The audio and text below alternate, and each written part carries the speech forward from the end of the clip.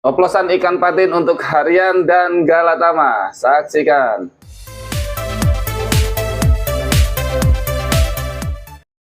Sahabat Merdeka, kali ini saya akan memenuhi request dari teman-teman yang sudah meminta untuk saya mengoplos sebuah oplosan untuk ikan patin. Nah, di sebelah saya ini ada 11 macam esen. Sekarang saya akan membuat sebuah oplosan untuk ikan patin, bisa digunakan untuk harian, bisa digunakan untuk galatama.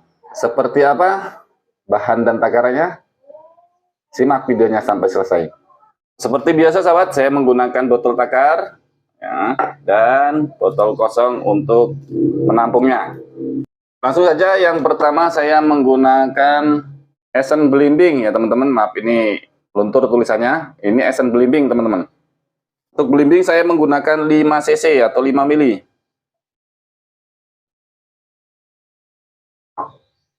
Untuk asam berikutnya saya menggunakan esen nanas.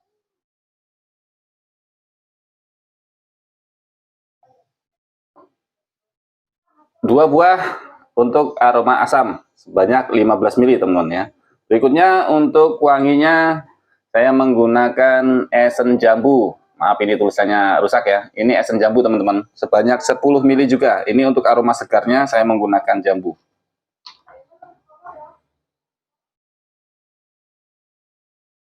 Berikutnya saya menggunakan banana atau pisang Ambon. Ini cukup 2 cc aja teman-teman ya. Nah, saya ulangi teman-teman. Untuk aroma asam saya menggunakan 2, yaitu belimbing 5 cc dan nanas 10 cc. Untuk wanginya saya menggunakan jambu. Dan untuk alkoholnya, untuk di buah saya menggunakan pisang Ambon 2 cc. Jumlahnya 27 cc.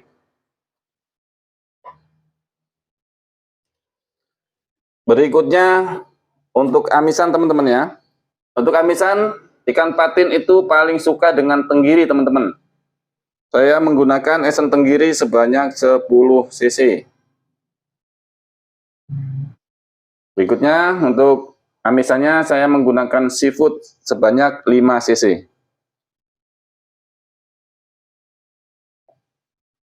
Untuk amisan hanya 2 buah, jumlahnya 15 cc teman-teman. Nah, berikutnya untuk aroma gurih teman-teman, saya menggunakan jagung bakar sebanyak 5 cc.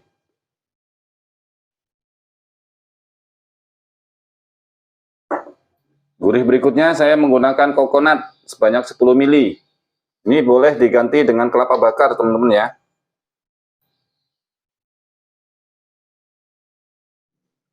Dan untuk aroma gurih berikutnya ini saya menggunakan almond teman-teman ya. Almond ini sifatnya alkohol teman-teman, makanya saya menggunakan untuk gurihnya almond. Ini kacang. Boleh diganti kacang juga boleh teman-teman.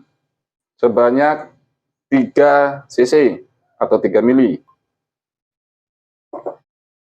Jadi untuk aroma gurih ini sebanyak 18 mili atau 18 cc teman-teman. Sebagai bahan penguat aroma saya menggunakan usar teman-teman. Cuman untuk usar saya tidak menggunakan banyak ya, seperti ikan mas ya. Nah, ini cukup sedikit saja sebagai penguat. Ini cukup 3 tetes teman-teman. Tuh, 2, 3. Penguat aroma berikutnya saya menggunakan nilam. Ini juga cukup 5 tetes saja teman-teman. Beda dengan ikan mas. Kalau ikan patin nggak terlalu suka atsiri teman-teman ya. 1, 2, 3, 4, 5 cukup.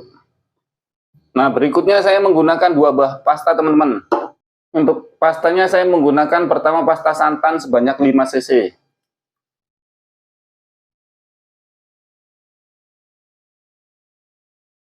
Dan berikutnya saya menggunakan pasta melon sebanyak 3 cc.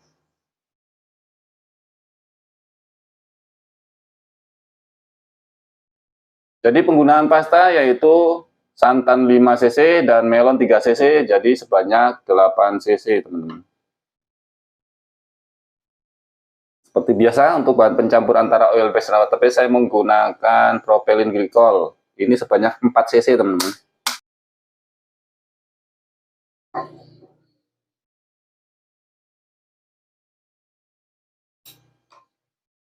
Ya, PG-nya 4 cc saja.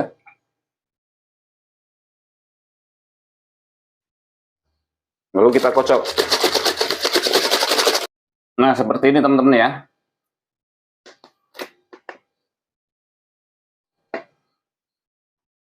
Nah, sahabat merdeka, seperti ini hasilnya. Ini yang akan timbul adalah aromanya asam, amis, dan gurih, teman-teman ya. Perlu diketahui teman-teman, untuk ikan patin itu dia sangat menyukai aroma asam. Cuman perlu diketahui teman-teman, untuk ikan patin itu nggak terlalu suka atsiri teman-teman ya. Apabila kadar atsirinya terlalu tinggi, dia tidak akan mau makan. Nah, esen ini, oplosan ini bisa digunakan untuk harian ataupun galatama, ya teman-teman. Itu hanya main di dosis saja teman-teman. Untuk harian mungkin lebih kecil, untuk galatama mungkin dia akan lebih besar. Juga perbedaannya di media umpannya teman-teman. Nah, untuk harian teman-teman bisa menggunakan pelet, bisa juga menggunakan otok-otok. Untuk galatama ini saya rekomendasikan medianya aci atau cenil teman-teman. Untuk dosis pemakaian ini masing-masing kolam berbeda-beda, butuh trial atau uji coba 1 atau 2 kali kita bisa mengetahui seberapa dosis yang harus kita pakai teman-teman. Ya, jadi belum tentu begitu main dengan esen ini kita langsung menemukan setelan, juga belum tentu teman-teman ya. Makanya untuk menjadi juara itu butuh beberapa kali trial biasanya teman-teman. Syukur-syukur yang sudah mahir atau sudah menguasai lapangan, sudah menguasai teknik, untuk penggunaan esen ini biasanya cepat untuk menemukan setelan teman-teman ya. Untuk yang aktif memancing saya sarankan untuk oplos sendiri. Bahannya punya saya biang semua. Kalau teman-teman gak ada biang, boleh dengan bahan yang lainnya. Ya, yang sudah bermerek juga boleh teman-teman. Kenapa saya sarankan untuk mengoplos sendiri? Agar bisa tahu dan paham untuk settingan dan karakter teman-teman mancing sendiri teman-teman. Tapi kalau yang nggak mau repot, karena memang bahannya juga mahal teman-teman, budgetnya lebih tinggi, kalau untuk mengoplos sendiri boleh. Kalau mau pesan atau beli ke saya boleh, silakan, nanti saya cantumkan channel pembelian. Nanti saya cantumkan untuk link pembeliannya ya teman-teman. Baik, sekian dari saya. Seperti biasa, mancing harus merdeka. Nggak merdeka tidak akan juara. Wassalamualaikum warahmatullahi wabarakatuh.